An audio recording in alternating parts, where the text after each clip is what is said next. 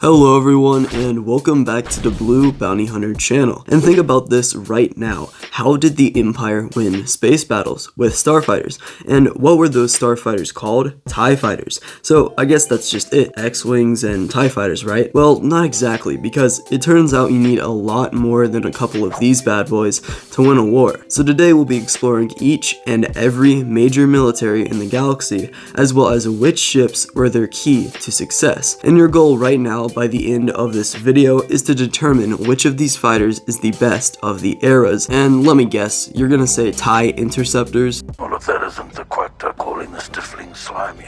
What? And starting off with the Separatists, we have the tri-droid, and this fighter was crafted specifically for heavy dogfighting, excelling from its small size, heavily armed state, and a maximum acceleration of 3,600 Gs, which was similar to that of the Vulture droid at about 3,900 Gs in acceleration. But unlike the Vulture droid, the tri-fighter possessed an even more advanced droid brain with heuristic processors, which was designed by collicoids that allowed it to eliminate organic opponents with ease by analyzing the strategies and abilities of the enemy. Also, a terrifying predator from the planet Kola 4 was used as the inspiration behind the three-armed skull-like design of the ship, which also had 4 laser cannons, proton torpedoes, concussion missiles, and discord missiles that could spew out 7 buzz droids when destroyed, which would further annihilate the enemy forces. The tri-droid was also only 5.4 meters or 17 feet in length, making it the smallest fighter in the droid forces, and was actually modeled off of the Droideka, making the tri-fighter somewhat of a kind of space relative to the destroyer droids. And with that said, while I know this is kind of what the tri-droid is supposed to be, can you genuinely imagine what the war would be like if the droidekas could fly? I'm pretty sure Yoda would just retire right then and there if that happened. Also, support clamps held the wings together, and photoreceptors as well as port sensors were located at the back of the ship.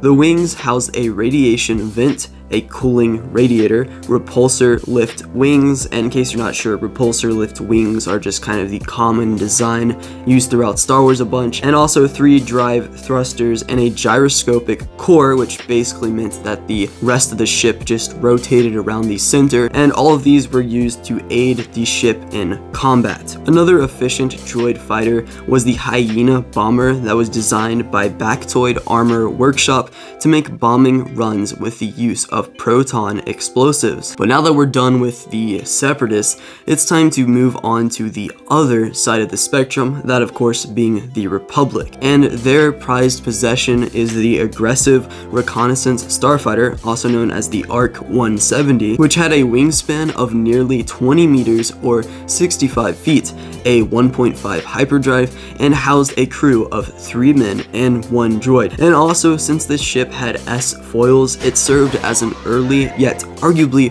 more powerful model of the X-Wing used by the Rebel Alliance. The ARC-170 also had a maximum acceleration of 2.6 Gs and was armed with 4 laser cannons, 2 medium and 2 aft, on top of its proton torpedoes. Also, long-range scanners and sensors could be found in the ship's nose, which were used for brutal battles and lengthy deep space ventures utilizing 2 large engines. The surprisingly large and powerful laser cannons equipped on this Republic craft could blast through the hulls of capital ships and also blow Vulture droids to smithereens, and the deflector shields on the ship were effective for dispersing heat from incoming fire. Developed by Incom and Sub-Pro as a multi-purpose starfighter for the Galactic Republic, the Advanced Reconnaissance 170 starfighter was used in the Clone Wars as early as the Battle of Malastare in 21 BBY to guard the Y-Wings that bombed the enemy forces forces below, right before the massive Zillo Beast was rediscovered. These ships were used more and more towards the end of the Clone Wars, like at the Battle of Coruscant, where they were deployed in mass alongside Jedi Anakin Skywalker and Obi-Wan Kenobi to defend against the massive barrage of 2,000 CIS flagships, and were actually used some more moving into the Empire era. The ARC 170s were actually the successor to the Clone Z-95 Headhunter, which was in and of itself a pretty good starfighter, used more in the later years of the war, like at the Battle of Umbara, where it used its frame to be fast and agile, alongside its tame and Bach KX-5 cannons. Also, ships like the V-19 Torrent starfighter were used, and of course also the Jedi Interceptors, which were very small and insanely fast at 5.2 Gs in max acceleration, but was still arguably not as powerful and well armed as the ARC fighter. With the Sith Empire,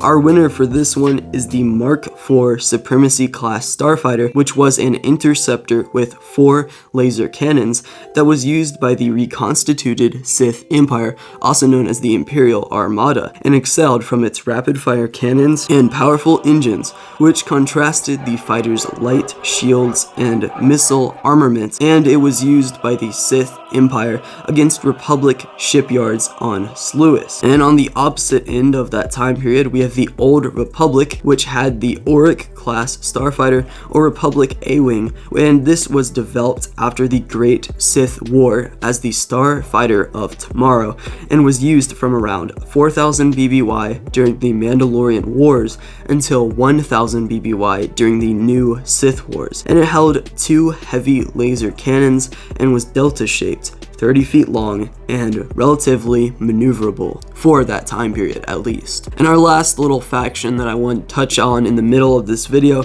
was the Mandalorians, who had the Fang class fighter, which was the starfighter variant of the Commerce class gunship that was faster and housed 1 pilot who could pivot his wings around him to increase firepower or even speed, and it held forward-facing laser cannons and a hidden torpedo launcher that could take foes by surprise. And their advanced flight controls and vectored thrust system also increased the power of this beast that was used by the Mandalorian protectors. But now moving on to the Rebellion, the B-Wing was about 17 meters in length, or 55 feet, and had a Class 2 hyperdrive, a max acceleration of 2.3 G, and a diverse armament of heavy lasers, ion cannons, proton torpedoes, and a composite beam laser, like basically a smaller variant of the Death Star super laser. For as massive of a starfighter as it was, the ship only contained 1 pilot who would operate the weapons, S-foils, and gyroscopic controls in battle until they required a quick escape in which they could use an ejector seat. The history of the vessel starts on the planet Shantipol, where the Mon Calamari engineer Quarry crafted a prototype of the ship, which would be tested by Harrison Nola and then modified by Sabine Wren. The ship would then see action amongst the Phoenix Squadron and later the Battle of Endor as an escort for larger ships like the CR-90 Corvette freighter, and also as a heavy anti-capital bomber to bring down Imperial Star destroyers. These blockade busters were made up of a long primary airfoil with a command and weapons pod at each end, with the engine cluster in the center that was connected to S-foils that had anti-gravity generators as well as repulsor lift projectors. In the cockpit within the command pod sat the pilot, who was aided with long-range scanners and sensors, as well as life support systems, flight computers, and even comm-link transceivers. Its assortment of weapons made it the most heavily armed in the field during the Galactic Civil War, which is surprising for the Rebellion considering that they were usually losing and usually did not have the best tech when compared to the Empire that was just such a huge military force. And this on top of its gyroscopic abilities, which allowed the cockpit to stay in place with the hull rotating around it, supporting sharper turns with less G-force felt by the pilots made this a truly special ship. But even with these great advantages, the B-Wing, or Blade Wing as it was named in Rebels, makes up for it with problems like its slow maneuverability, unlike the Y-Wing before it, and also the strong infrared signature given off from this ship, which made it an easy target. The only other option for best fighter of the Rebellion would have to be the A-Wing that was only 22 feet and had an insane top acceleration of 5.1 Gs, which was used as an interceptor and fierce attack craft. Only the best pilots in the Rebellion could actually fly these things, and it had 2 laser cannons that could, with special modifications, swivel around. And on top of all of that, it's also my favorite starfighter. I know. These ships were actually named A-Wings and B-Wings since during most of the production for Episode 6, these ships were just labeled as A-Fighter and B-Fighter for the Rebellion without giving them proper names, so they just kind of stuck with that. But to end off the video, we of course have the Empire, and the TIE Interceptors were used from 3 BBY until Moff Gideon's remnant group rose to power in 9 ABY and had a maximum acceleration of 4.2 G, lasers mounted on the dagger-like wingtips and also the chin of the ship. And this speedy starfighter was identifiable by its arrow-shaped wings that provided it with greater speed and maneuverability than the standard TIE variant. And this ship was also notable due to the fact that it was necessary for only the most elite pilot in the Imperial Navy to fly a craft that required such a high level of skill, such as the Baron Valen Rudor. Also, the extra laser cannons on the wings allowed for even more firepower than a basic TIE fighter to decimate rebels in space, which alongside their enlarged twin ion engines and auto thrusters allowed for a fighter with an intimidating reputation in the war. Shields and hyperdrive were removed from this model, though, to accommodate for the additions that made the ship excel, which honestly did little to prohibit the power of the TIE Interceptor. Another TIE ship that is just as important to the Imperial success over the rebel scum of the galaxy that they fought against, if not more so, were the TIE Defenders of Grand Admiral Thrawn, which had the same acceleration speed as the Interceptor while boasting deflector shields, a hyperdrive, and 3 separate wings. They were harder to destroy than other TIEs and had laser cannons, ion torpedoes, and even concussion missiles, and due to the combat tests in battle against members of Phoenix Squadron as well as input from Darth Vader himself, the fighter was worked on at Thrawn's command on the facilities on Lothal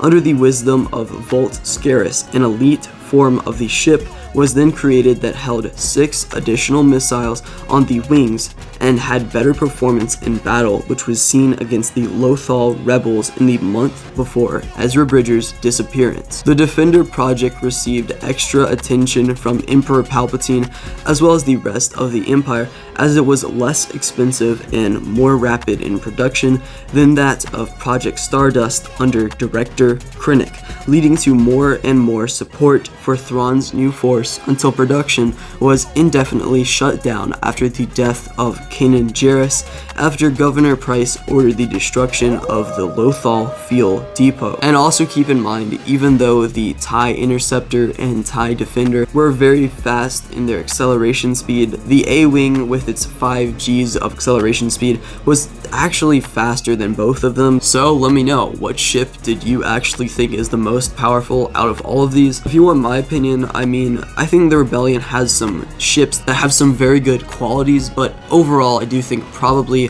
the TIE Interceptor or maybe even the TIE Defender was actually the most powerful out of all of these. But anyway, that's it for this video. You can subscribe if you want to. Those guys must really be desperate. I upload every Friday at 5 p.m. Eastern Standard Time, and I also post shorts on Saturday. But yeah, see ya.